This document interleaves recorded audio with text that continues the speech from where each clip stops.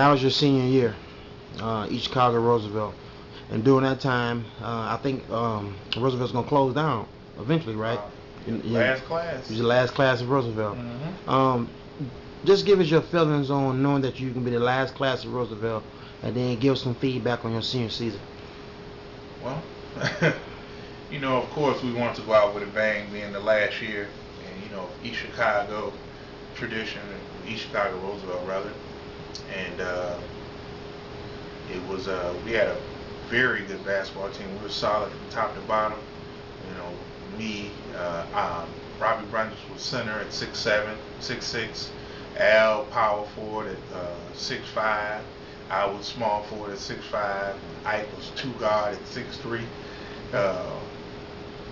We had a very sound team. But at that time, we still were young, still young. With excuse me, as far as the playing time, I think Robbie didn't play that much, and Ike was just starting to come into his own at that time. Senior year, we turned out, we ended up doing pretty well. We won sectionals, went to the regionals, and played against Crown Point, who had John Bugles at the time, who was 6'9". He ended up going to Purdue.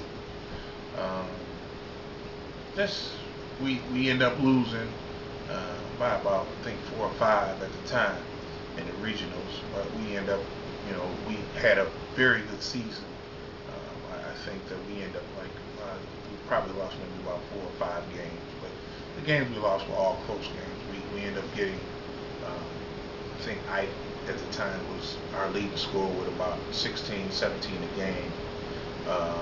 Al ended up averaging about 14. I ended up averaging about 14, 7, 15, about 9 boards. Pretty much my junior and senior was pretty much the same. Everybody around me got better. It seemed like, and I pretty much stayed the same. But we end up doing very good my senior year. I think we could have did much better. But it just, over time, we didn't gel as fast as I thought we would, because Ike was coming on and Robbie was still transitioning too, and I guess it was just not enough balls to go around at the time. But we had a solid team, and I had a pretty good year. I think we both made, me, Al, and Ike all made all conference, first team all conference. I think we pretty much, we had 2 or 3 guys made all conference, and that was it. We had a solid year. Okay. Now let's kind of go into your recruiting process. Far as going to college. Just give us a little feedback on what schools was were recruiting you, and why you chose to go to Danville first, and then East New Mexico State. Well, initially I had decided I was going to the Navy. Okay.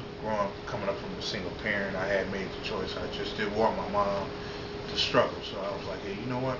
I'm gonna go to the Navy, and I think I was just one signature away. I had already took the exam, the whole 9 yards, and it was Ronnie Edmond who convinced me.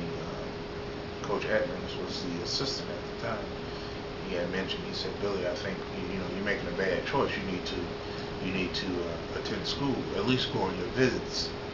And Joey Wright, Joey Wright, who played at Gabbett, his father had recommended that I take a bus ride with him and some of the players who he was trying to get at junior college down in Danville.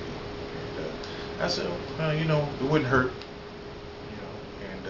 I ended up going to school going down there to visit, and I was playing against a guy at Danville who was the All-American. He was an All-American at Danville Junior College, and I did exceptionally well guarding him at first. And at that point, it was a match made in heaven. The coach fell in love with me, and he continued to write me letters day in and day out saying, "Look, it'll be a good program for you," and I ended up making the choice of going there.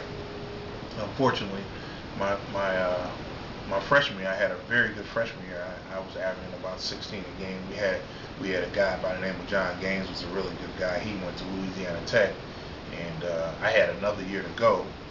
And my sophomore year, going into my sophomore year at Danville, we had some trouble with some local guys and got into a big brawl. Fight turned out, and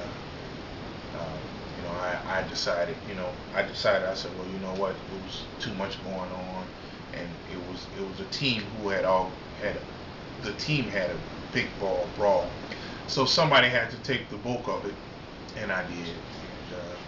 And as a sophomore, I take the full responsibility of it, because at that time I should have took the leadership role and just said, hey, listen, this is my team, this is how we're going to do it, let's not get out here and fight. But at that time, I was young, hard-headed, and I end up fighting instead of trying to break the fight up. And I end up sitting my sophomore season out, and I end up going to Division II school in New Mexico, Eastern New Mexico University. Actually, me, Ike, and Al Taylor, we were all in the same conference.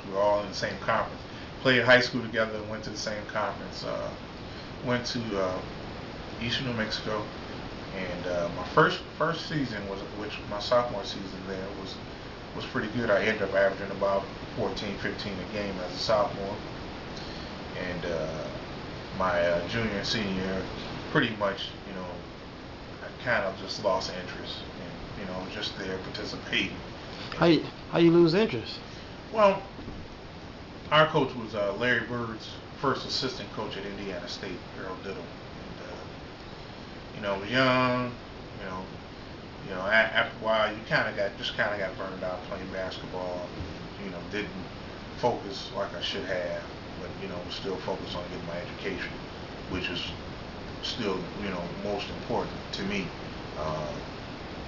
I end up playing those last 2 years and finishing up, coming home, and start working at home. It became more of a job for me, and I just kind of lost interest for the 2-a-day basketball practices and playing basketball continually all the time. Well, I got a question for you, because you mentioned early in the interview that initially, playing basketball wasn't really a love for you. It grew on you. Yeah. So did you ever love the game of basketball? Well, I did, of course. Yeah, to invest that much time in it over those years, of course, I had to. I did it just because I loved it. But as I got older, I realized there was more important things that I wanted to accomplish other than basketball. I think so many of us as young black men, we do get caught up in that dream of saying, oh, you know what? I want to be a professional athlete, basketball player, and not understanding the importance of saying, I need to get my education at the same time. And I think that's where a lot of us get lost. As young men, young black men, we don't have that foundation to where we understand what student athlete means. Being a student first, and getting that lambskin, that piece of paper, that degree, that's going to carry you through life. Because at some point, your basketball skills will diminish. You won't be able to play and perform at the level you're accustomed to. So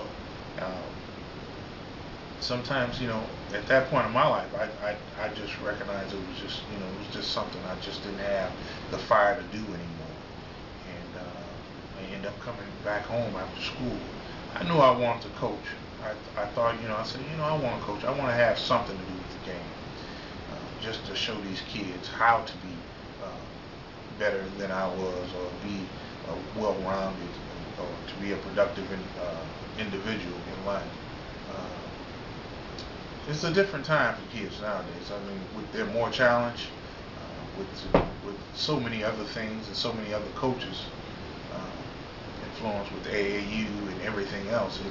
It's somewhat of a challenge for most kids nowadays, because you got your main focus, who's your coach, high school coach.